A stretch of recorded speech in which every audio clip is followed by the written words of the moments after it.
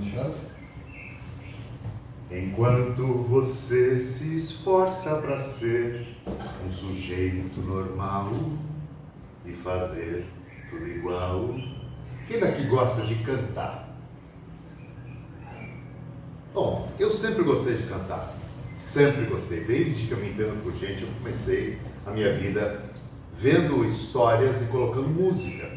E aí as palavras vinham e eu lembrava de alguma música que tinha ali. Mas, claro que na adolescência a gente inventa coisas para sermos mais felizes, porque é um período da vida em que a gente precisa descobrir muita coisa, não é? Bom, eu sempre quis ser um cantor, sempre quis ser um astro, um popstar, alguém que estivesse nos palcos ganhando a vida, né? Com estrelato, que é isso que faz a gente sonhar nessa fase da vida. Aliás, a adolescência é o período em que a gente começa a se entender por gente, se colocar nos grupos. A gente começa a criar a nossa própria identidade. Bom, eu tinha amigos na minha adolescência, imagino que vocês também. A minha faz tempo, a de vocês acho que foi há pouco tempo, né? Só tem gente nova aqui. A exceção da senhora, com todo respeito, que é minha mãe, então você só pode vir antes de mim, né? Então se faz tempo a minha, da senhora também faz. Mas eu tenho certeza que todo mundo lembra da sua adolescência. A adolescência é um período marcante para a nossa vida, por diversas coisas. Eu tinha amigos na adolescência, 2 amigos que são meus amigos até hoje, amigos de mais de 40 anos. E eu sempre cantava, cantarolava, e eles, admirados, né, com a minha amizade, enfim e tal. Bom, como todo bom adolescente, toda vez que eu cantava uma música, eles viravam para mim e diziam assim: Xandão, que é o meu apelido de infância, você gosta de cantar? E eu dizia: claro, eu adoro cantar. E eles, singelamente, me respondiam assim: então por que você não aprende? Bom, tudo bem, não tem problema. Tá aí, são essas as feras que me acompanham desde muito tempo. Tá ali o Alexandre e o Walter, estão lá já beirando os... Bom, não vou falar a idade deles, senão eu vou entregar a minha também. Mas eles cresceram, né? Enfim, não cresceram muito, né? Você vê ali essa foto na minha formatura no curso de psicologia. Tá aí o Alexandre fazendo o burrinho do Walter para ver como cresceu. E o Alexandre já estava até casado ali nessa época, olha aí a esposa dele ali. Bom, a gente passa pela adolescência, principalmente os meninos, enfrentando algumas dificuldades, né? Você deve lembrar da sua adolescência. E na adolescência a gente começa a crescer e a gente tem as pernas finas, os braços ficam longos, né? Bom, a voz eu não vou nem dizer, né? A voz do menino é um horror, porque a gente não sabe se fica grossa, se fica fina, vai e volta, enfim. A adolescência para o homem é algo impressionante. Mas a gente sonha em fazer 18 anos, a gente sonha em tirar a carteira de motorista e principalmente a gente sonha em sermos adultos mais bonitos, né? Mais interessantes. Contamos com a ajuda dos nossos amigos para isso, porque um vai ajudando o outro, nós precisamos dessa amizade mesmo. E a gente continua com o sonho de sermos melhores, seres adultos mais bonitos. Bom, às vezes isso não acontece, então a gente pensa que na idade mais avançada, pela minha idade, aos 50 anos, a gente de fato vai ser homens mais bonitos. Às vezes também não acontece, né? Bom, o bom da adolescência é que tem as meninas. Essas meninas, elas são charmosas desde criança e na adolescência elas deixam a gente continuar sonhando que um dia a gente pode ser bonito. E se não for, a gente continua admirando a beleza das mulheres ao longo da nossa vida. Mas por que eu estou falando tanto da nossa adolescência? Porque é na adolescência em que o mundo começa a se abrir e nós começamos a abrir as nossas próprias cabeças. E aí eu tenho que parar para pensar um pouco o que eu quero da minha vida, para onde eu quero ir, aonde eu quero chegar, se eu quero estudar, se eu quero casar, se eu quero comprar uma bicicleta, enfim. É nesse período da vida, na idade pré-adulta, que nós começamos a colocar os nossos próprios sonhos e identificar quem nós somos. Eu queria ser cantor, então eu nunca perdi uma oportunidade de um microfone na mão cantarolar. Mas nem tudo é um mar de rosas. A gente entra na fase adulta pensando tudo aquilo que a gente viveu na adolescência, o que a gente construiu de sonhos, o que a gente quer, o que a gente não quer, mas começam de fato uma vida em que as preocupações também começam. Então nós vamos trocando alguns dos nossos sonhos por uma realidade que às vezes não é a que a gente gostaria. Uma realidade de boletos, uma realidade de relacionamentos frustrados, uma realidade que vai acumulando coisas e cada vez nós começamos a pensar no tempo.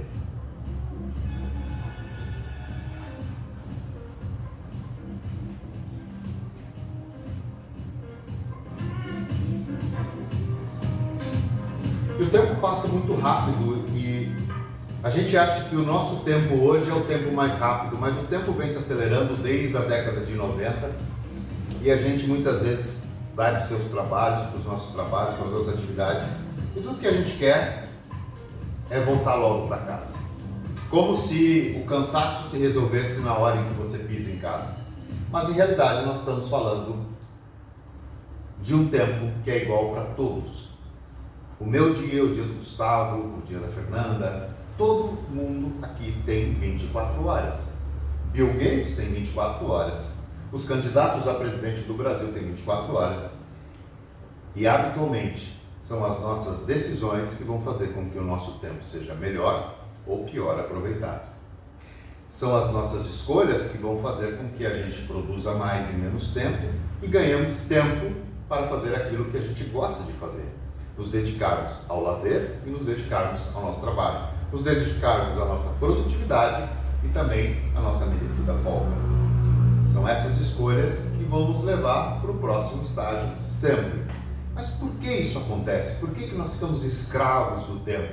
Porque muitas vezes nós deixamos de olhar para aquele adolescente, para aquela adolescente que sonhou um dia em fazer coisas diferentes. E com o passar do tempo, e com a vida que é cruel e a roda viva, nos colocando em situações em que muitas vezes nós não queremos estar, mas ficamos porque é mais conveniente ou porque eu não consigo pensar em outra coisa. De repente, eu me sinto como mais um na multidão. Eu me sinto como alguém que está ali, mas de fato não gostaria de estar. O que é pior, eu começo a me sentir sozinho. Eu começo a me sentir sozinha nessa história toda. E eu começo a pensar que tudo aquilo que sonharam para mim, ou que disseram que valeria, aquela receita de crescer, estudar, casar, ter filhos, enfim, essa receita se perdeu. Eu não tenho mais controle sobre isso. Não vale mais aquela receita. Aquela receita deixou de fazer sentido para a minha vida, ou deixou de fazer sentido para alguém muito próximo a você.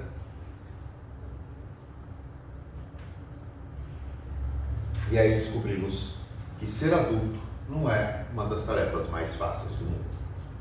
Nós descobrimos que ser adulto é assumir responsabilidades que muitas vezes nós nem queremos e nem estamos prontos para elas. Muitas vezes ser adulto é deixar de lembrar quem você quis ser quando era criança.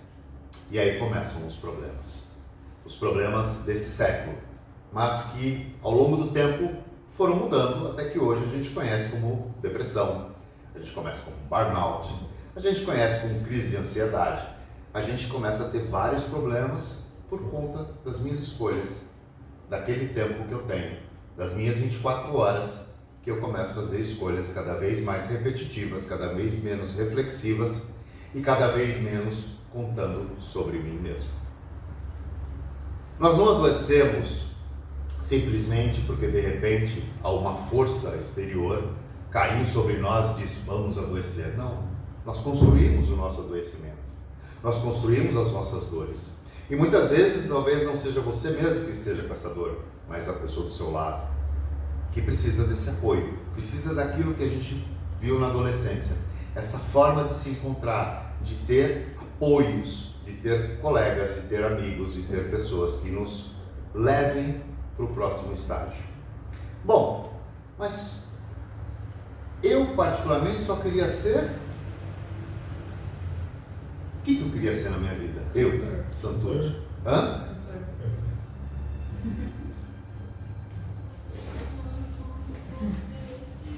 Eu só queria ser diferente. Eu não queria ser um sujeito normal. Aliás, vale uma curiosidade aqui.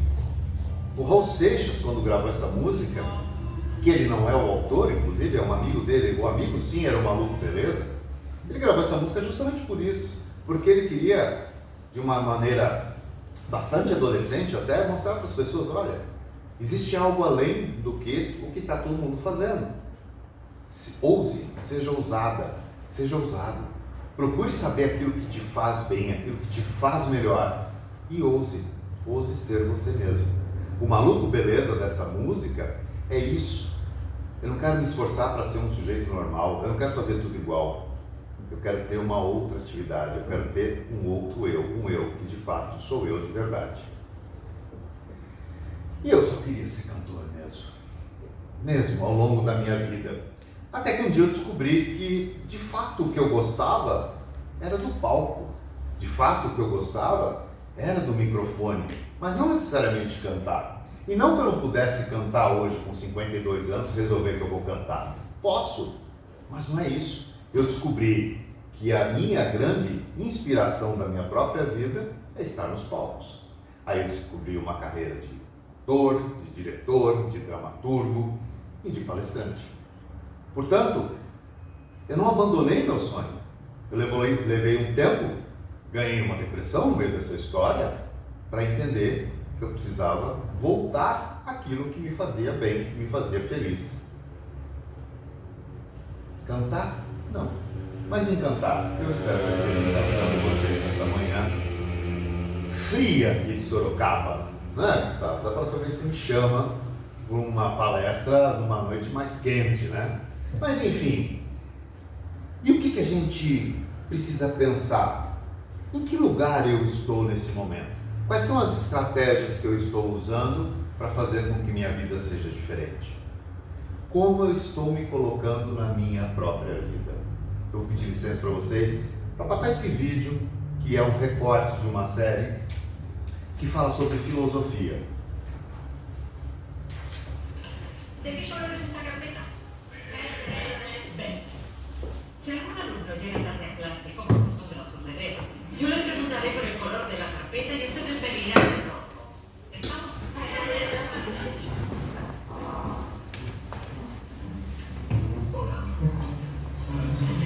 Tarde, pero pase. Bien, sigamos. En filosofía hay corrientes como el positivismo que no admiten otra realidad que no sean los hechos. Como por ejemplo, el color de esta carpeta. Usted, ¿de qué color es esta carpeta? Roja. ¿Y usted? Roja. ¿De qué color es? Usted, la chica del pelito corto. Roja. ¿Y usted? Roja. Roja. Roja. Roja. Roja. Roja. ¿Y usted?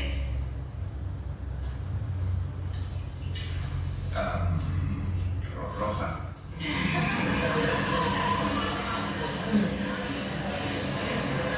Está claro que la carpeta es verde. Y han sido testigos directos de la debilidad del ser humano cuando es sometido a la presión ambiental, incluso en lo que se refiere a la percepción física. Bueno, yo me he dado cuenta de que era un juego. Se me parecía rara. Claramente la carpeta es de color verde. Pero como todos decían rojo, usted ha dicho rojo. Uno porque pensaba que... Según Nietzsche, el mundo puede dividirse entre dos tipos de personas. Las que siguen sus propios deseos y las que siguen el deseo de los demás. Las primeras son fuertes y no se dejan gobernar por nadie. Y las segundas son débiles y se limitan a hacer lo que dicen y hacen los demás. Somos muy sumisos y acabamos admitiendo las ideas de la mayoría. Incluso en Alemania la gente fue capaz de creer lo que repetía una y otra vez la propaganda nazi. Ya lo decía Kant con toda su amargura. El ser humano es el único animal que necesita una app para vivir. ¿De qué color? Doído, né? Bom, aqui, quem se interessar, eu tenho um programa que chama 95.5. e eu gosto de dizer que 95% das pessoas nesse mundo são medíocres. E medíocre não é um xingamento, medíocre são pessoas que estão na média. São pessoas como essa, dessa experiência dessa professora, que dizem exatamente isso. As pessoas preferem, para não ter que se importunar, seguir a maioria. Ficam na média, um pouco abaixo, um pouco acima, mas sempre na média. 5% das pessoas nesse mundo, de fato, fazem a diferença. São pessoas que ousam ser quem elas são de verdade. Ou descobrir quem são, que é uma tarefa que a gente tem ao longo da nossa vida toda. Então, diante disso tudo, o que eu pensei? Como eu posso transformar a minha vida e a vida de outras pessoas com algo que possa ser seguido, com algo que possa ser multiplicado e que cada pessoa possa, claro, evidentemente, fazer isso na própria vida? Eu resolvi juntar estratégia, porque sou um psicólogo com formação em marketing e trabalhei a minha vida toda com estratégias, principalmente para o segmento do vinho, onde eu fiquei durante muito tempo, e me tornei um estrategista. Estrategista a tal ponto de criar fórmulas que o mercado usa até hoje, por exemplo, na comercialização de vinhos no Brasil. São as mesmas formas. Estrategista a tal ponto de ter sido o primeiro executivo a colocar os preços do vinho no Brasil em reais, numa época em que só se vendia em dólares, por incrível que pareça. Enfim, foram muitos os ganhos e muitas as marcas, e além, claro, de uma marca que me orgulha muito, que é de ser o blogueiro de vinhos mais antigo do Brasil. Descomplicando Vinho é o blog de vinho mais antigo do Brasil, é uma marca minha também. Por que isso foi feito? Porque eu comecei a administrar minha vida e entender que se eu não tiver um projeto, se eu não entender aonde eu vou lutar, aonde eu vou criar as minhas estratégias, eu não chego a lugar nenhum. E isso eu comecei a colocar em todas as coisas que eu faço na minha vida. Quando eu vou escrever um livro, eu preciso entender o que eu quero desse livro, aonde eu quero chegar com ele, quais são os resultados que ele vai me dar. E aí eu monto a minha estratégia em cima disso. E depois de um tempo, já na idade mais madura, eu comecei a entender uma outra coisa. Não adiantava só eu ter recursos, fazer recursos, ganhar dinheiro. Eu precisava de alguma maneira fazer com que minha vida valesse a pena. Eu precisava dar sentido à minha vida. E quem me fala como a vida faz sentido, além dos filósofos, além das filósofas. E o bom dessa história toda, desse ciclo todo, é que no meio do processo, nós brasileiros tivemos a sorte, tivemos a oportunidade de conhecer a filosofia muito mais popular, muito mais pop, graças a esses caras que estão na mídia, que estão nas mídias sociais, na mídia tradicional, casos como o Cortella, como o Karnal, enfim, todos esses caras que hoje começam a trazer para a nossa vida um conteúdo que vai além de simplesmente ficar rico e andar de Ferrari, de Porsche, como se isso fosse a melhor coisa do mundo. Aliás, é algo para a gente pensar muito. Existe muita gente com dinheiro que é pobre e muita gente com pouco dinheiro que é rica. A vida, em realidade, ela precisa ser plena. Nós precisamos falar de um estado de satisfação. E a gente só encontra esse estado de satisfação quando a gente consegue equilibrar as duas coisas, as coisas materiais e as coisas espirituais. E quando eu falo de espiritualidade, eu não estou falando de religião, eu estou falando daquilo que não é material. Espiritualidade, por exemplo, é a própria filosofia. Trata das coisas que não são materiais. Então, quando eu me proponho a juntar estratégia e filosofia, eu começo a dar um sentido para a minha vida. Uma oportunidade de eu ser mais produtivo e, ao mesmo tempo, ser uma pessoa mais prazerosa, mais no sentido, no caminho da felicidade. Afinal de contas, se eu perguntar para todos vocês aqui, o que vocês preferem? Serem ricos ou felizes? Rico ou feliz? Os dois. É isso que disse a Sinara, que faz com que a gente comece a entender um pouco do que é o nosso tempo hoje. Por que tudo está acelerando tanto? No passado, no tempo da minha mãe, por exemplo, nós escolhíamos entre uma coisa e outra. Você quer ter um casamento amoroso ou você quer ter um casamento arranjado e rico? Você tinha que escolher. Hoje, nós podemos escolher um e outro, e não um ou outro. É possível sermos ricos e felizes. Mas, para eu ser rico e feliz, eu preciso ficar atento a uma coisa. Qual é o meu estado de satisfação? Todo mundo aqui já ouviu essa frase, sei que nada sei, nem que seja no chiclete, né? Todo mundo, você já ouviu essa frase, sei que nada sei? Já ouviu, Gustavo? Sei que nada sei, complementa. E o fato de saber disso me coloca em vantagem sobre aqueles que acham que sabem alguma coisa. Quando Sócrates, que é esse cara aí, nessa estátua, disse isso 25 séculos atrás, e o Sócrates aqui não é o jogador do Corinthians, é o filósofo, né? A frase ficou marcada popularmente no sei que nada sei.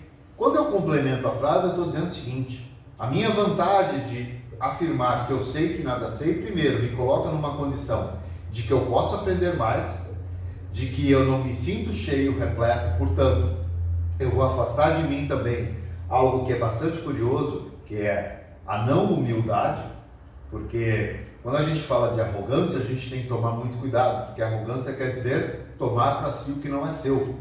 E a gente costuma dizer que as pessoas são arrogantes, são as pessoas orgulhosas, são as pessoas que, de alguma maneira, assumem que sabem.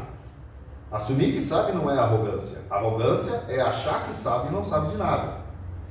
Por isso eu gosto de dizer que nesse caminho, quando nos falta humildade, quando nos falta condição de querer aprender mais, nós saímos em desvantagem. Ao posto que quando nos tornamos humildes, eu posso olhar para o outro que está sendo naquele momento arrogante, porque acha que sabe demais, e ganhar com isso. Isso é algo que depois, mais para frente, um outro cara chamado Plutarco começou a usar para dizer como eu faço para influenciar pessoas, que é o nosso assunto de hoje aqui, vendas. Mas faz sentido para vocês até agora como a filosofia pode te ajudar no seu dia a dia? E se eu alinhar com coisas que a gente fala muito, que são as estratégias, aonde eu posso chegar com isso? Filosofia me traz aquilo que é espiritual. A filosofia me complementa aquilo que eu preciso para buscar felicidade. E aí tem um outro cara que parece que gostava desse cara, que talvez seja um dos maiores estrategistas dos nossos tempos atuais. Conhecem esse cara? Steve Jobs foi um grande estrategista. Uma pena ter deixado esse planeta tão cedo, com certeza. Mas ele disse isso. Trocava toda a minha tecnologia por uma tarde com Sócrates. O que Steve Jobs e Sócrates tinham em comum? Ambos confiavam em si mesmo. Ambos ousaram. Ambos foram além do seu próprio tempo. E ambos foram condenados à morte. Steve Jobs por um câncer, que com todo o dinheiro dele, ele não conseguiu se curar. E Sócrates foi julgado e condenado à morte por cicuta, por causa das suas ideias. Tempos diferentes, pessoas se juntando, e aqui, um dos maiores gênios da nossa atualidade diz que trocaria tudo o que ele fez, toda a tecnologia, iPhone, iPod, Macintosh, tudo que ele criou, por uma tarde com Sócrates. Mas Santucci, por que você coloca Steve Jobs no meio de uma palestra de estratégia e filosofia? Porque Steve Jobs, além de que para mim é, ainda vivamente, o maior estrategista dos nossos tempos, Steve Jobs tem algo mais interessante ainda, que ele diz o seguinte: muitas vezes as pessoas não sabem o que querem comprar e a gente precisa mostrar para elas. Steve Jobs, quando lançou o computador pessoal, as grandes empresas, IBM, Hewlett Packard, enfim, elas simplesmente debocharam do Steve Jobs. E sabe o que ele falava para vender os computadores pessoais? Imagina você dentro da sua casa, colocando no seu computador, lembra que nós estamos falando no final dos anos 80, receitas da sua esposa, ou que você faça a contabilidade do seu marido. E as pessoas começaram a entender que aquilo podia ser algo útil. Steve Jobs deu uma servidão, ele deu um servir para aquele produto.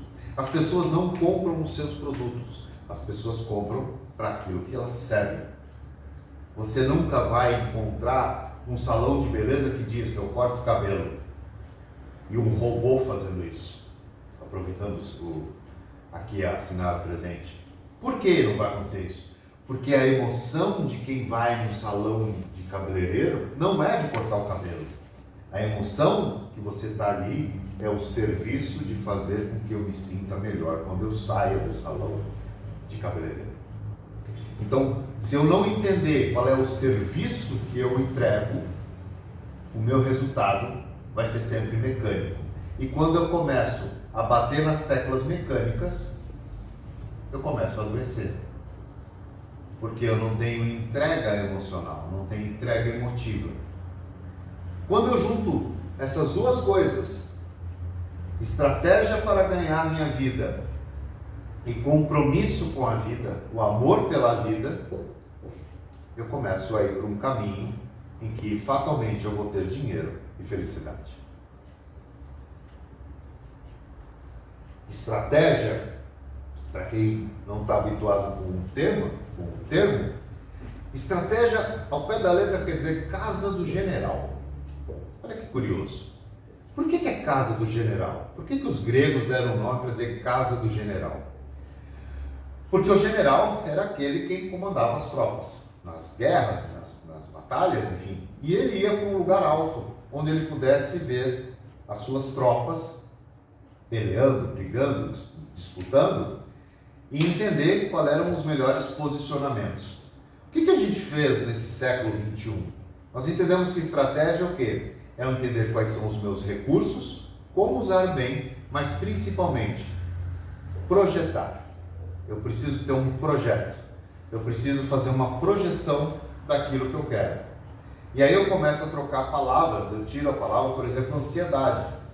Porque se eu consigo ver aonde eu quero chegar, com os recursos que eu tenho, eu preciso simplesmente traçar um plano, uma tática. Quando eu faço isso, eu já não tenho mais ansiedade do que vai acontecer, porque eu tenho uma certa previsibilidade do que pode acontecer. Então eu vou eliminando algumas crises por conta simplesmente de uma palavrinha chamada estratégia, que quer dizer casa do general. Agora, mas vamos aprofundar um pouco essa história. Estratégia vem de stratégos, que quer dizer exército, que por sua vez quer dizer exercer, né? Os exercícios, então, é a mesma origem. Então eu quero colocar para fora, aí, colocar em prática. Então exército, quando a gente vê como uma porção simplesmente militar, a gente parece que é um monte de gente armada que vai matar todo mundo. Não, o exército quer dizer colocar em prática. E ágo quer dizer liderança. Então eu vou me liderar para colocar em prática. Isso quer dizer estratégia. Me lidero com os meus recursos para colocar em prática, para chegar a um objetivo, a um projeto. E filosofia, olha que lindo. Capacidade de amar e saber adquirido. Ou seja, o conhecimento me coloca no caminho do sentimento, do amor, enquanto que quando eu junto a estratégia, eu começo a liderar os meus próprios projetos. Faz sentido? Bom, muito bonito, legal, né? Não precisava estar aqui nessa manhã, perdendo meu tempo, ouvindo Santucci, não é isso? Não, podia simplesmente ir lá no Google e procurar lá vídeos do Cortella, mas o Cortella não fala de estratégia, mas ele fala muito de filosofia. Mas o que eu posso fazer com isso de verdade? Cantar.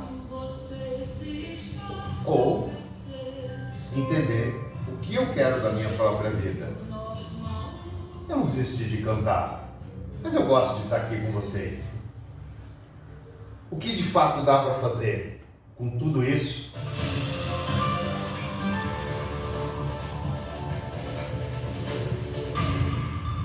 É me tornar protagonista.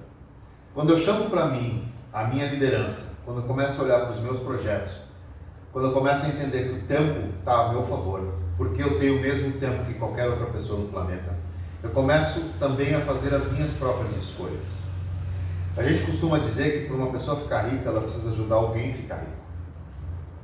Então, nessa medida, eu começo a olhar para o outro como um exemplo e não só como um escravo. O que acontece para a maioria das pessoas é que elas tornam-se escravas e não partícipes da mesma missão.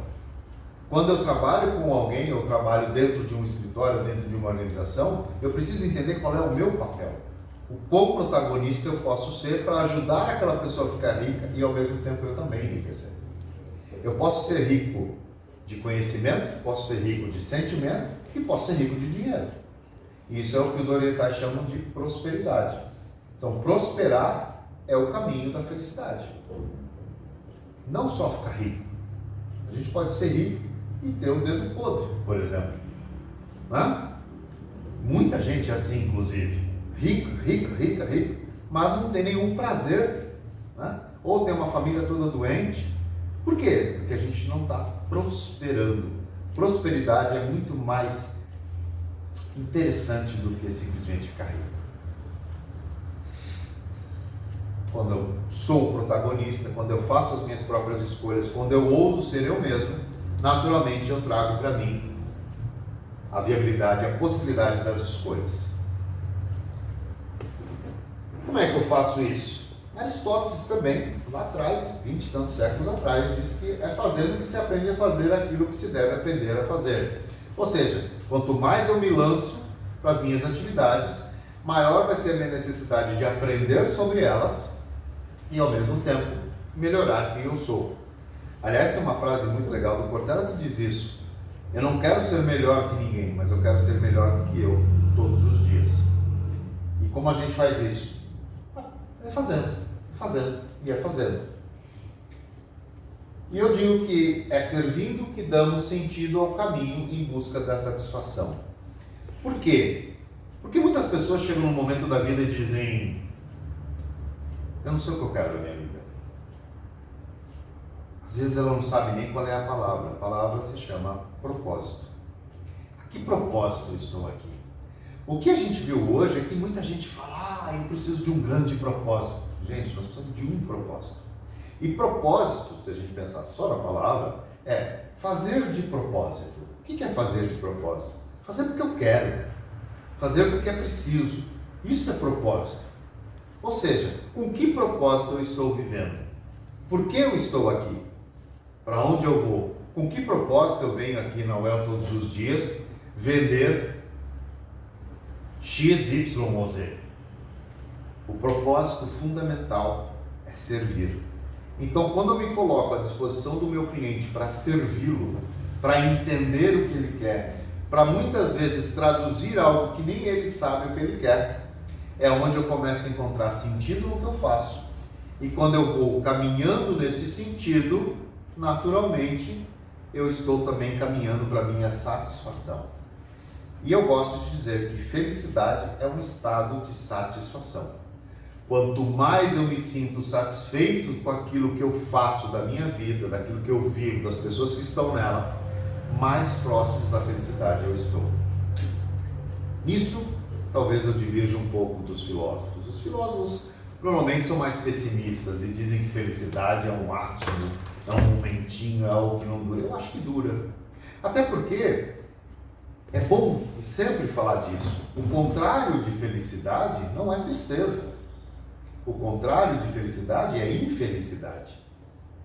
Tristeza é o contrário de alegria. Então eu posso ser feliz, genuinamente feliz, e estar triste. Tranquilamente. Porque os dias, nós já vimos aí ao longo desse tempo que falamos, os dias podem ser frios. Às vezes nós podemos ter uma discussão, né? Eu não posso me alegrar ao mesmo tempo, agora com a Copa do Mundo, com um gol do Brasil e o gol da Argentina no mesmo jogo, obviamente, mas isso não vai me fazer infeliz. Vai me deixar um pouco triste, a não ser que eu torça para a Argentina, claro, que aí eu posso dizer que eu fico feliz. Portanto, eu preciso estar sempre atento que a felicidade é um estado de satisfação. É como se a gente estivesse caminhando e chegássemos num momento, numa estrada de ferro, eu desembarco numa estação e ali eu me sinto amplamente realizado. É um estado de satisfação. E quando eu chego ali, eu me sinto feliz. Mas eu preciso continuar.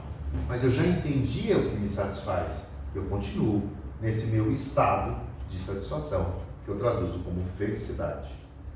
Bom, tudo isso para dizer para vocês que se você começar a colocar na sua vida um pouco mais de estratégia, se você começar a colocar na sua vida objetivos que sejam alcançáveis, objetivos em que eu possa vislumbrar que eles possam acontecer, o que eu posso fazer de projeção.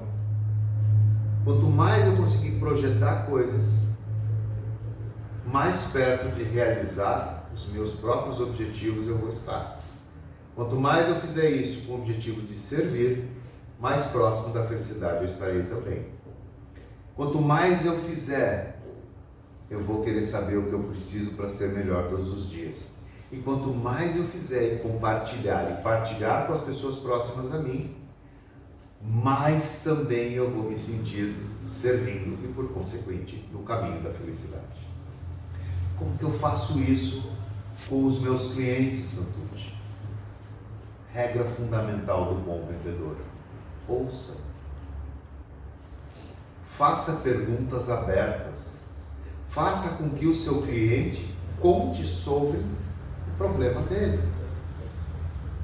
Hoje é muito comum a gente ouvir os gurus, né? Os influencers dizendo: você tem que falar da sua dor. Como se isso fosse algo muito novo. Treinamento de venda de 30 anos atrás, quando eu comecei, a gente já sabia disso. A gente não chamava de dor, chamava de outra coisa, chamava de problema. E a gente dizia que a gente tinha que oferecer uma solução. Não mudou nada. Basicamente a vida é essa. O que mudou hoje é que as pessoas estão esquecendo de algo que é fundamental na filosofia, que se chama amizade. A amizade tem a mesma origem de amor. Quanto mais eu me coloco próximo das pessoas, maior a minha capacidade de empatia, maior a minha possibilidade de influenciar essa pessoa. Então eu preciso cada vez mais ouvir. Ouvir de verdade, não ouvir só porque o Santucci falou que tem que ouvir. Não, tem que ouvir mesmo. Quando você começa a ouvir, muitas vezes o cliente nem sabe que ele precisa do seu produto. Quando você começa a mostrar para ele para que serve o seu produto, e daí a gente se torna cada vez melhor, como disse ali, é fazendo que a gente vai se tornando melhor. Quanto mais eu conheço o meu próprio produto, mais eu começo a me encaixar dentro do discurso do meu cliente. Quem dá as dicas para eu vender mais é o cliente. Não existe essa coisa, fulano é um excelente vendedor porque ele é fodástico. Não existe isso. Tudo na vida é uma questão de treino, de aprendizado. Não existe essa coisa de vendedor inato. Claro, existem pessoas que são, falam muito, são extrovertidas, enfim, mas hoje já se diz até que a extroversão não é mais uma qualidade requerida para vendedores. Os nerds que aparecem, ou os geeks, como se falam hoje, por exemplo, que são normalmente pessoas introvertidas, elas conseguem converter mais quando as vendas são voltadas para a tecnologia. Como que a gente se coloca diante de um quadro desse? Entendendo que muitas vezes esses nerds, esses geeks, eles têm algo que está ali, que é a emoção, é a alegria de falar daquele produto. É isso que toca o coração de um cliente. Muitas vezes nós temos que vender sem vender. A probabilidade de você realizar uma venda quando você chega simplesmente querendo compartilhar um conhecimento é muito maior quando você começa a empurrar algo. Portanto, muitas vezes vender sem vender é uma prática extremamente importante e necessária. Mas, de novo, eu preciso de uma estratégia. Se eu vou vender para uma escola de 1000 alunos, eu tenho uma estratégia. Se eu vou vender para uma escola de 10 alunos, eu tenho outra estratégia. E eu preciso pensar na minha estratégia antes de pegar meu telefone, meu WhatsApp, seja lá qual for o canal que eu vou usar. Porque se eu não entender qual é o projeto disso, o que vai servir a minha história, não adianta nada. Eu vou só perder uma oportunidade de não só ganhar um cliente, mas de ganhar, entre aspas, um amigo.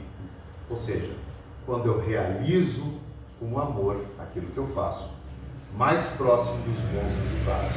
Isso, Steve Jobs, vocês cansaram de ouvir. Descubra algo que você gosta de fazer e você vai morrer fazendo isso e nem vai perceber que isso se chama trabalho. Aliás, o Walt Disney já disse isso também e várias outras pessoas. Mas nós precisamos nos jogar. A estratégia do bem viver está em concentrar-se em você mesmo.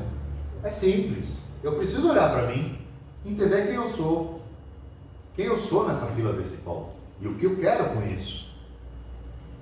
E achar graça em sua existência. Graça. A graça a gente acha que é a graça divina, mas é a graça da alegria mesmo, a graça alcançada. A gente tem que se sentir engraçado de vez em quando, a gente tem que dar risada da gente mesmo.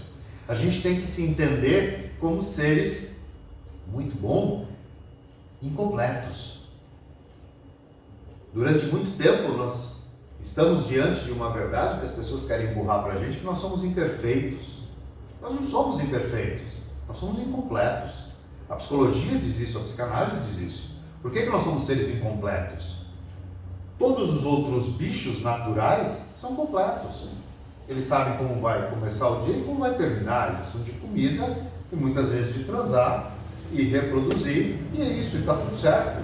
Um gato não pergunta o que ele tem que fazer. Um cachorro também não, uma cobra também não. Esses seres são completos.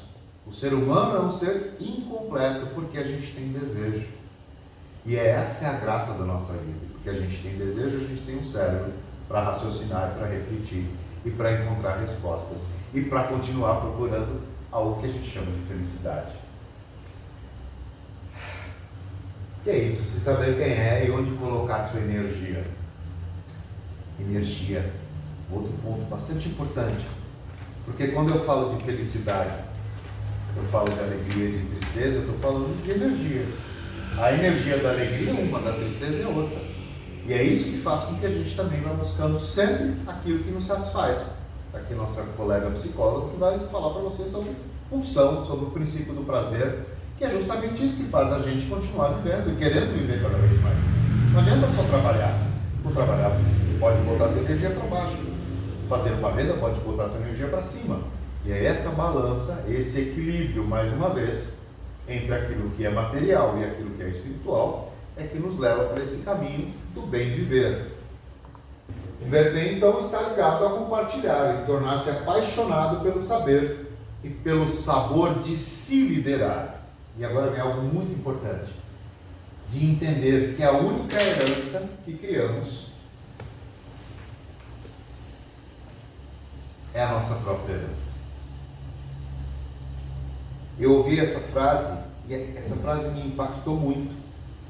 Eu fui juntando para montar, mas quando eu ouvi isso, que a nossa principal herança é a nossa própria herança, isso tocou de uma maneira bastante interessante para mim, porque a gente trabalha muitas vezes para deixar uma herança para alguém. Às vezes a gente precisa pensar que a gente tem que trabalhar para a nossa própria herança. E como é que a gente trabalha a nossa própria herança, Santucci? Quando eu me coloco no caminho de ser melhor a cada dia. A minha herança é algo que ninguém me tira. É o meu conhecimento, são as minhas realizações, são as pessoas que eu toquei na minha vida e tudo aquilo que faz com que a minha história, de alguma maneira, seja lembrada. Se eu fizer isso muito bem feito, vira um legado. Então, eu sempre pergunto isso: o que você quer deixar para a sua vida? Não para a vida dos outros, mas para a sua vida. Quem você quer impactar? Como você quer impactar? Às vezes a gente pensa, é só mais uma venda. Não, não é. Sabe aquele ditado de quem bate não lembra, mas quem apanha não esquece? É mais ou menos isso. Muitas vezes, quando uma pessoa está sendo tocada por essa ação, talvez para você seja só mais uma venda, mas para quem comprou não é. Vamos pensar, por exemplo, na compra de um carro. Nós não estamos aqui entre vendedores de carro. Para todos nós aqui, comprar um carro é algo extremamente impactante. Para a pessoa que está lá vendendo o carro para a gente, é só mais um carro. Mas para vocês, para mim, não é só mais um carro. É um carro que a gente demorou, que a gente escolheu e tal. E quando essa pessoa faz isso muito bem feito, essa pessoa marcou minha vida. Se essa pessoa tiver consciência disso, de que o trabalho dela serve para um sonho de alguém, muito provavelmente vai se transformar numa das melhores pessoas vendedoras de carro que existem na sua região. Então, toda vez que eu me proponho a fazer alguma coisa, eu preciso fazer com maestria, fazer o meu melhor. E quanto mais eu faço isso, eu demoro menos tempo para fazer e ganho mais tempo para viver, Por isso que essa palestra chama Estratégias do Bem Viver e não do Viver Bem. Viver bem é fácil, basta ter dinheiro. Do bem viver, quando o bem vem antes disso, eu me proponho a ser uma pessoa melhor também. E tocar as pessoas cada vez que eu começo a me colocar diante dos meus atributos. Então, os dias deixam de ser só dias normais. Os dias podem ser especiais. Todos os dias podem ser especiais. Se eu me colocar desse jeito. Quando eu cuido da minha herança, eu digo que é fruto da habilidade de colocar em prática a sua capacidade de amar. Aqui a estratégia de novo. Habilidade de colocar em prática e mais uma vez a filosofia, a sua capacidade de amar. Praticar e amar. Projetar. Emocionar. Os verbos vão sempre se juntando para que justamente a gente possa fazer isso com a melhor, não só das boas intenções, mas com a melhor das ações.